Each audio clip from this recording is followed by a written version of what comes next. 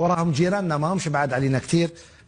الملاعب الجواريه اللي عندهم تصوروا اين وصلوا اليوم. نغيروا برك احنا ما راناش نحسدوا، ولكن ماذا بينا على الاقل تعاند مثل هذا النوادي في مراكز في ملاعب تخمم على بلادها، لانه هذا عمل لصالح الوطن ايضا. لما يولي عندك ملعب بحجم هذا الملعب الرائع اللي تم تصميمه هكذا، شاهدوه بعد مده زمنيه محدده، كيفاش الناس راهي تتطور، وحنا ماذا بينا على الاقل نحاولوا كيفاش ناخذوا ولو 10% من هاد الناس اللي راهم ماهمش بعاد علينا.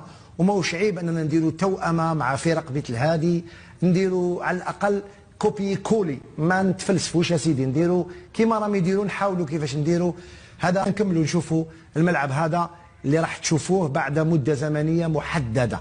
عندما تنتهي سيدي المخرج قل لي باش نروحوا لصور الحفل هذا، لي فيستير الداخل كيفاش راح يكونوا، لا صال دو سبور، لي صال مش لا صال، قاعات تاع تقويه العضلات. 42400 يرفد هذا الملعب. بلا ما نحكيو على الامور اللي كاين، لي تيران دو بروكسيميتي اللي كاين تما، المرافق، فندق، كاين امور كثيره في هذا الملعب الجديد. شاهدوا حطينا صور الملعب هذا اللي راح يكون ل 42000 متفرج، مع إمكانية إضافة هاو الملعب اون 3 دي، ملعب رائع.